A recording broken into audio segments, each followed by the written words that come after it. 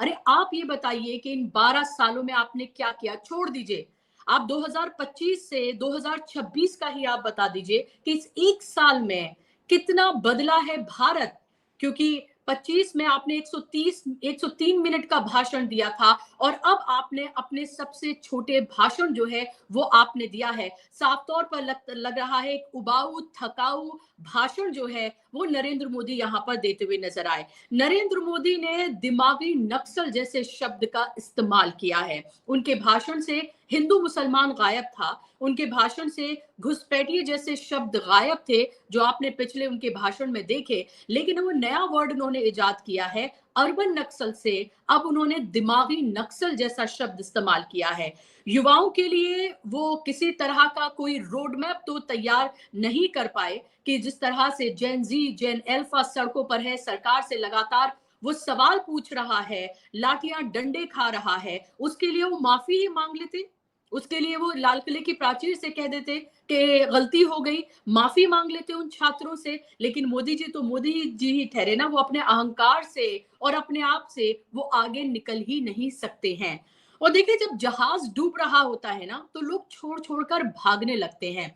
मैं आपको सुनाऊंगी लाला रामदेव, सॉरी बाबा रामदेव की का जो बाइट है वो मैं आपको सुनवाऊंगी। लेकिन उससे पहले मैं आपको सुनवाना चाहती हूँ नरेंद्र मोदी ने आज अपने भाषण में नक्सल, दिमागी नक्सल जो उन्होंने कहा है वो किस तरह से कहा है और किसकी तरफ उन्होंने इशारा किया है, मुझे बताने की जरूरत नहीं है। सुनिए आप नरेंद्र मोदी को पहले।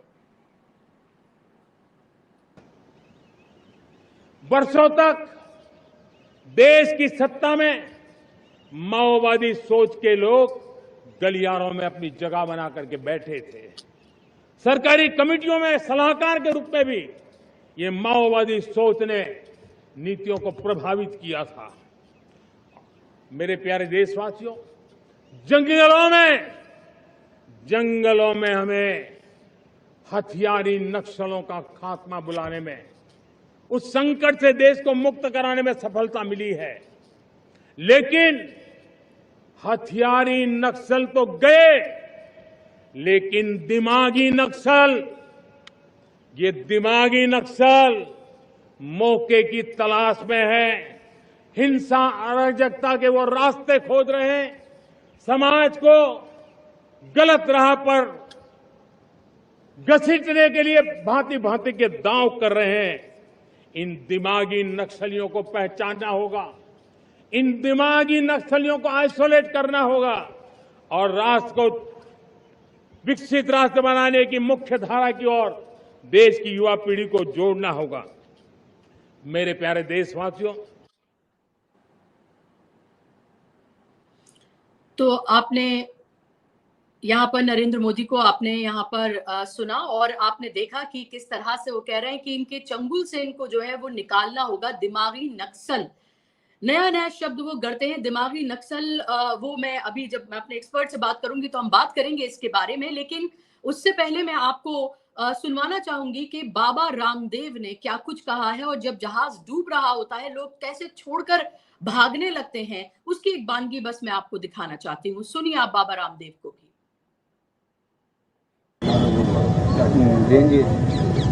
चारों तरफ देश में हंगामा है। छोटे छोटे स्कूल कॉलेजों से बच्चे निकल रहे हैं कि हमारे यहाँ टीचर नहीं है, हमारे यहाँ लाइट नहीं है, हमारे यहाँ पानी नहीं है, हमारे यहाँ शौचालय नहीं है, हमारे यहाँ टीचर है तो किताबें नहीं है, किताबें हैं तो टीचर नहीं है, और टीचर है तो पढ़ाई में नकल हो जाती है, कहीं पेपर लीक हो जाता है और पेपर पास भी कर लिया, 10वीं 12वीं का बोर्ड एग्जाम भी दे लिया तो 10वीं 12वीं के जो एग्जाम के मार्क्स हैं वो कहीं जुड़ते ही नहीं है। कॉम्पिटिटिव एग्जाम्स के आधार पर ही आगे यूनिवर्सिटी में सिलेक्शन होता है और उसके बाद में फिर जो है जब कहीं नौकरी की बारी आए, खास करके गवर्नमेंट जॉब्स में इंटरव्यू के दौरान 90 से 99% घोटाला होता है। अपने विचार, अपने संस्कार, अपने संगठन, अपने ही जाति वर्ग समुदाय के लोगों को ठोक लेते हैं और बाकी को बाहर धक्का मार देते हैं। ये बहुत ही अपमानजनक है, ये लोकतंत्र के खिलाफ है, ये न्याय के भी खिलाफ है। एक तरफ हम कह रहे हैं सत्यमेव जयते, ये तो धर्मस्ततो जय, हमने शासकीय उद्घोष बना दिए और वहां जब किसी को इंटरव्यू की बारी आती है तो 10 में से पहले से तय करके और पैसे लेके 25-50 लाख 1-1 करोड़ रुपए की रिश्वत लेकर के फिर भर्ती करते हैं। अब ऐसे ही आंदोलन करना पड़ा तो देश कैसे चलेगा? इसलिए भाई सुधर जाओ, नहीं तो देश में आंदोलन और ज्यादा भी हो सकते हैं। आंदोलन के नाम पर मैं अराजकता अनार्की का समर्थक नहीं हूं, लेकिन भाई ये बात तो जरूर है, देश में घपला भी बहुत है। ये घपले ठीक कर लो, नहीं तो कोई ऐसा ना हो कि बाबा रामदेव को दोबारा आंदोलन करना पड़े। पश्चिम बंगाल सरकार के 100 दिन पूरे हो गए गुरुजी। पश्चिम बंगाल सरकार के थैंक यू। अब पूजा आचार्य जी बात करना, बोल दो हाँ। तो आपने यहाँ पर बाबा रामदेव को सुन लिया। बाबा रामदेव कह रहे हैं कि ऐसा ना हो कि उन्हें फिर से आंदोलन करना पड़े। आपको याद है ना, शलवार पहन के भागे थे बाबा रामदेव। तो बाबा रामदेव कह रहे हैं कि ऐसा ना हो कि उन्हें फिर से आंदोलन करना पड़े, और वो कह रहे हैं कि देश किस तरफ जा रहा है, ना कि वो खिलाफ है, लेकिन हर वर्ग उठ खड़ा हुआ है, सवाल पूछ रहा है। खासतौर पर वो युवाओं की यहाँ पर बात कर रहे हैं। सबको डर है कि जो युवा वर्ग उठ खड़ा हुआ है कहीं वो उनके हाथ से निकल ना जाए। ये सब कारोबारी लोग हैं, इनको सिर्फ और सिर्फ अपना फायदा नजर आता है, सिर्फ अपना फायदा। और इसीलिए अब ये बात करते हुए नजर आ रहे हैं क्योंकि ये देश का मूड भांप रहे हैं, क्योंकि इनको पता चल रहा है कि जिस जहाज पर बैठकर इन्होंने अपने जो कारोबार है उनको कहां से कहां पहुंचाया, अब वो जहाज डूब रहा है। एक दो चीजें और मैं यहाँ पर शामिल करना चाहूंगी जो यहाँ पर नरेंद्र मोदी ने कही है।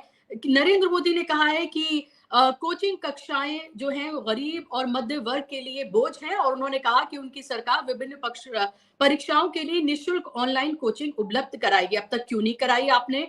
प्रधानमंत्री ने कहा कि महिला आरक्षण की उन्होंने बात की है। महिला आरक्षण तो बिल तो 2023 में ही पास हो गया, आपने उसके ऊपर शर्त लगाई हुई है कि डिलिमिटेशन जब तक नहीं होगा तब तक ये लागू नहीं होगा। तो दूसरों पर ठीकरा फोड़ने से पहले अपने लिए आप देखिए। फिर उसके बाद वो लगातार ये कह रहे हैं कि प्रधानमंत्री कहते हुए नजर आ रहे हैं कि 12 वर्षों में फ्रेजाइल 5 से दुनिया की सबसे तेजी से बढ़ती हुई प्रमुख अर्थव्यवस्था में बदल गया है देश। वो एआई स्किल ट्रेनिंग की वो बात कर रहे हैं, और उसमें 1 करोड़ युवा जो हैं उनकी वो बात कर रहे हैं कि उनको किस तरह से इसको फायदा मिलेगा। वो यहाँ पर खेलों की बात कर रहे हैं। वो ये कह रहे हैं कि फॉर्च्यून 500 में 50 भारतीय कंपनियों को शामिल होना चाहिए। तो 12 सालों में पूछा जाना चाहिए कि उन्होंने इसके लिए क्या किया है। क्या होना चाहिए से क्या होना था, उस पर बात करनी चाहिए नरेंद्र मोदी जी। आपको कब तक दूसरों को कोसते रहेंगे, कब तक पिछली बात करते रहेंगे कि 1925 से लेकर और अब तक क्या हो रहा है, 1947 से लेकर अब तक क्या हो रहा है। और आज तो आजादी के जब वो बात कर रहे थे कि आजादी किन की कुर्बानियों से मिली है, तो नेहरू का नाम ले गए। मैं सोच रही थी कि अभी तो बीजेपी वाले कल नेहरू को कोस रहे थे पानी पी पी कर, और किस तरह की तस्वीरें, फेक वीडियोस, फेक तस्वीरें उनकी ला रहे थे।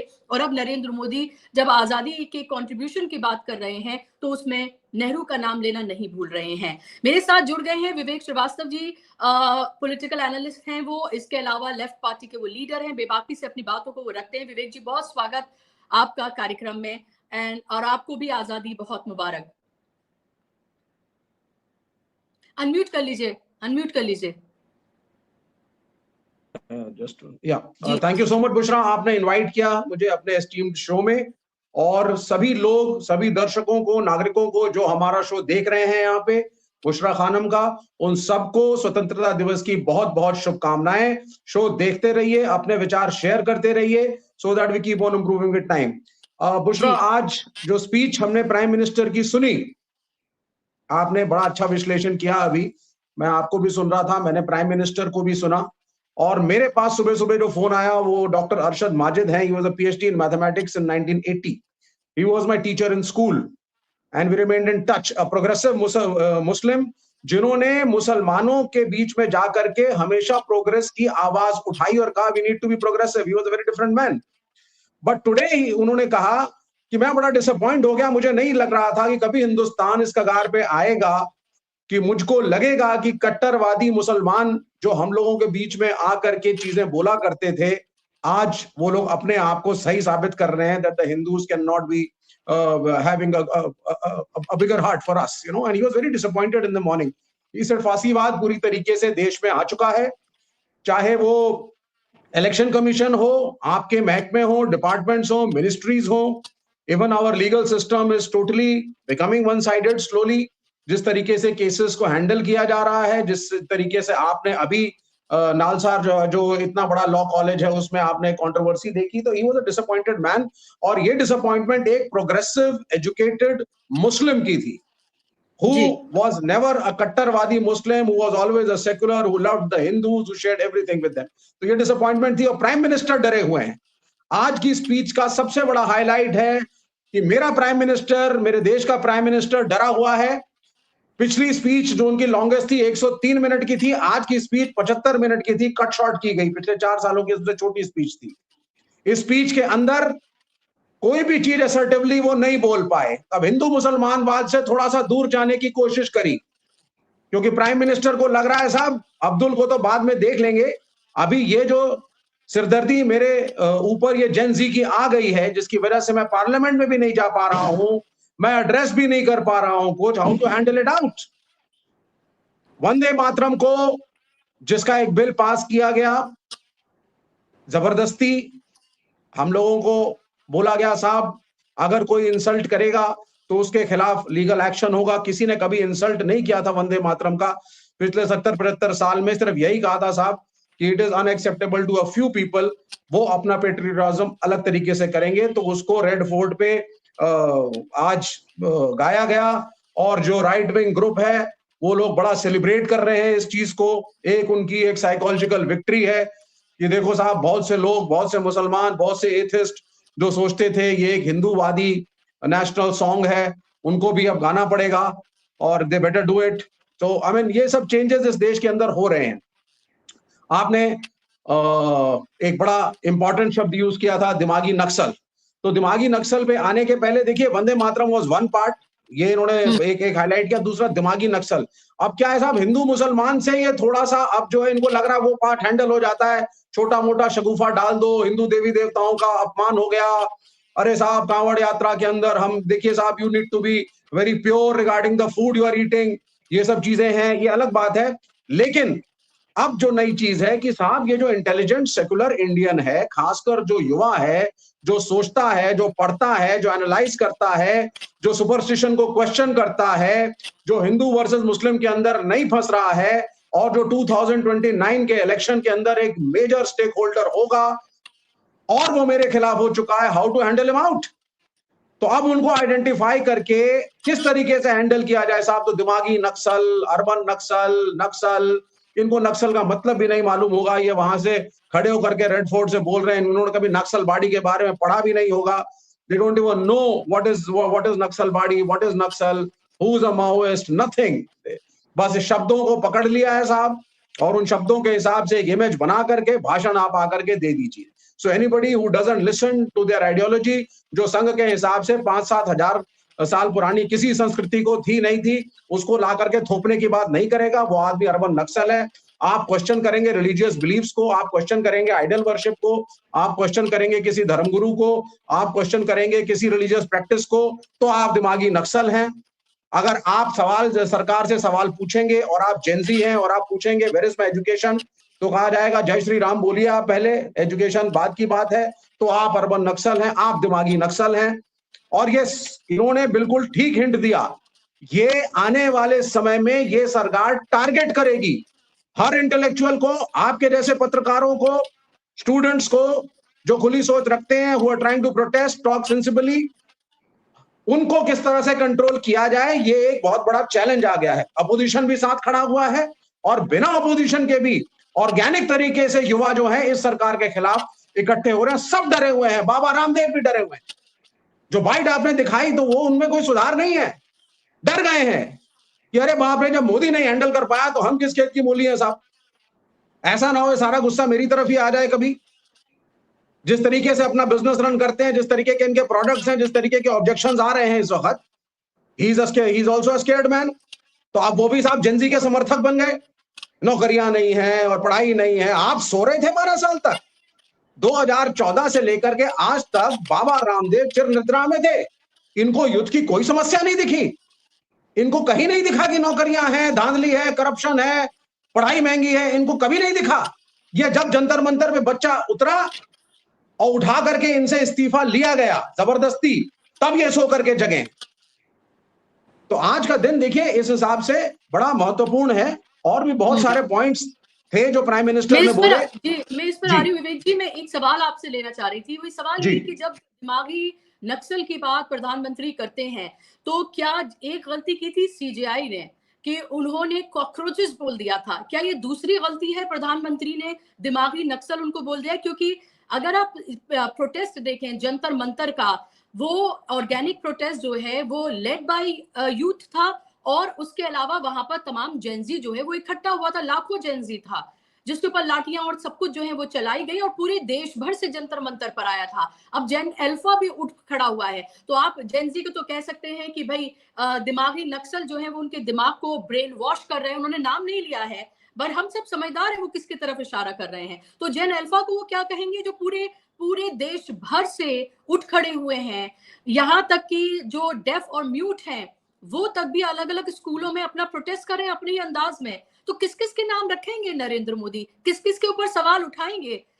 मतलब सवाल उठाने से पहले वो अगर माफी मांग लेते, बड़ा दिल दिखा देते, थोड़ा सा कुछ उनके लिए इस तरह की बातें कह देते तो शायद कुछ डैमेज कंट्रोल होता। मुझे लगता है कि डैमेज कंट्रोल भी उनको करना आता नहीं है, इसीलिए उन्होंने कहा कि जैसे हैं हम बेशरम, वैसे ही बेशरम होकर हम दिखाते हैं अपने आप को, क्योंकि हम तो ऐसे ही हैं और अपने आप को बदल नहीं सकते। उनको अभी भी ऐसे लग रहा है तिरंगा यात्रा निकालना, वंदे मातरम को अनिवार्य कर देना, उसके 150 साल का सेलिब्रेशन करना, और उस तिरंगा यात्रा पर देखा स्कूली बच्चियां किस तरह से बड़े पैमाने पर बीमार पड़ गई क्योंकि वो सुबह से खाली पेट उस यात्रा में वो थी।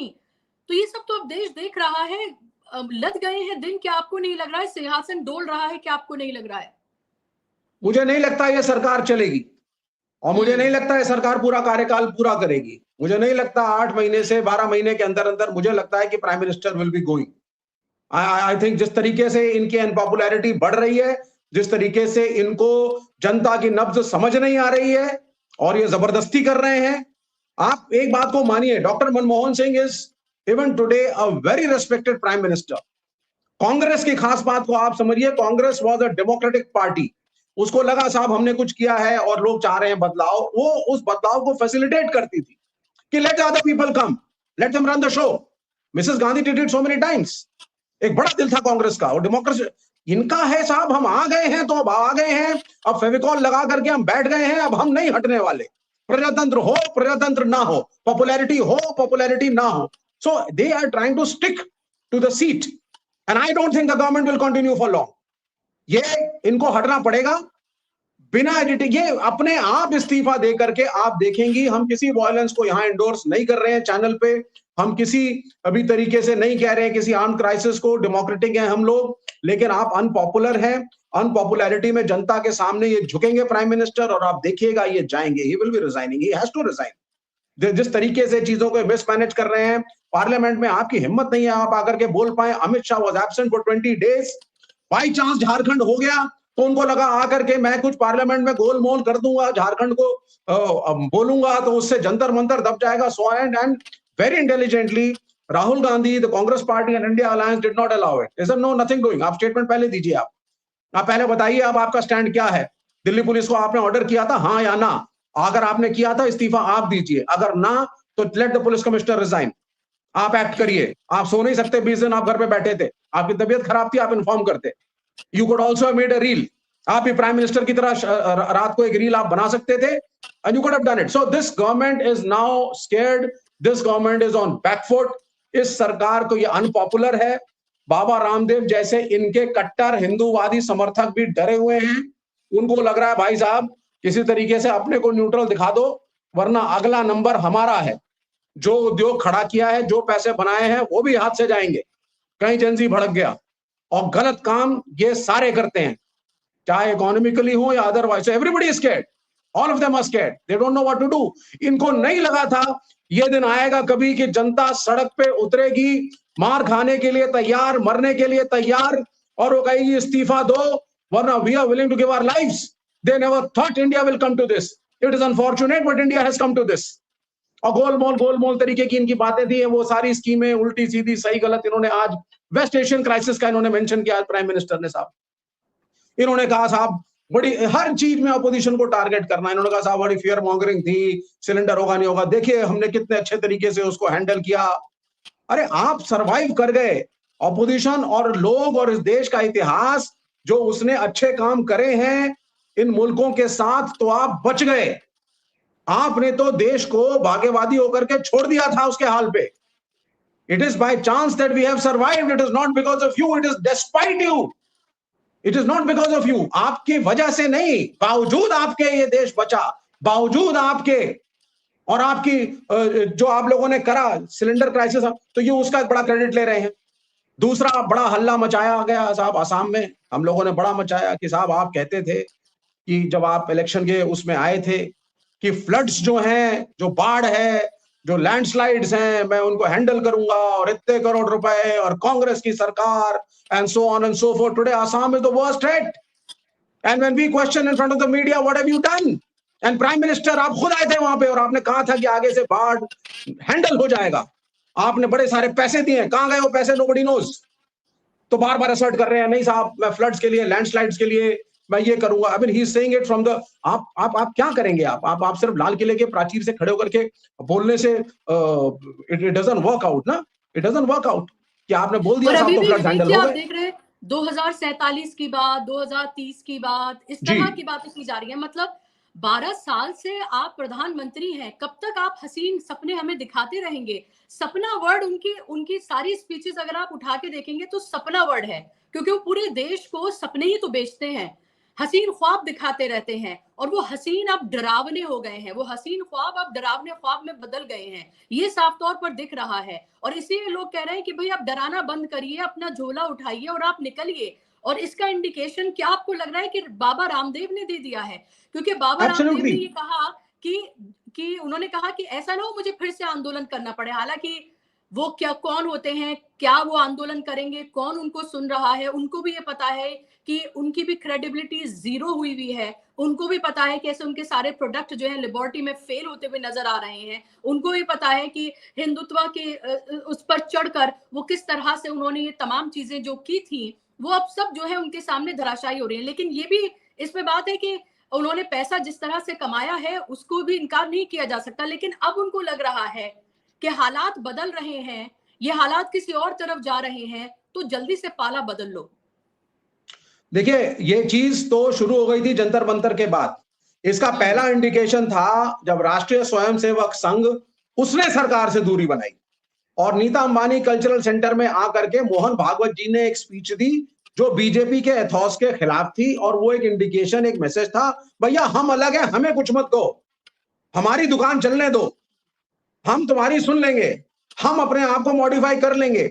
और कम्युनिस्टी लाइन जो लेफ्टिस्ट एक्सट्रीमिस्ट लाइन थी हम लोगों की एलजीबीटीक्यू को लेकर के या यूथ को लेकर के, वो आरएसएस ने एंडोर्स करी। It was the most surprising part. वो संस्था जो सो कॉल्ड संस्कृति की बात कर रही थी, they were endorsing the leftist line when we said you need to be liberal, you need to be liberal about women, you need to be liberal।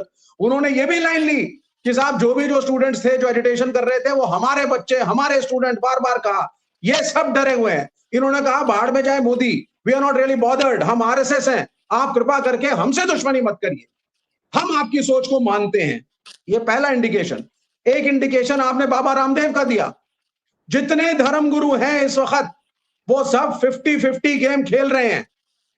वो कह रहे हैं साहब मोदी के साथ नमस्ते रखो लेकिन अपने को थोड़ा अलग भी दिखाओ, पता नहीं आगे कौन सा दिन आने जा रहा है। अब ये कुछ भी कोशिश, आज उन्होंने नशा मुक्ति अभियान का मेंशन करा अपनी स्पीच के अंदर, मैं उसको सुन रहा था, तो बोला साहब इतने सालों में नशा मुक्ति हम खत्म कर देंगे। उसमें भी स्पिरिचुअल लीडर्स को ले आए, एनजीओ के साथ साथ स्पिरिचुअल लीडर्स की मदद लीजिए नशा मुक्ति के अंदर।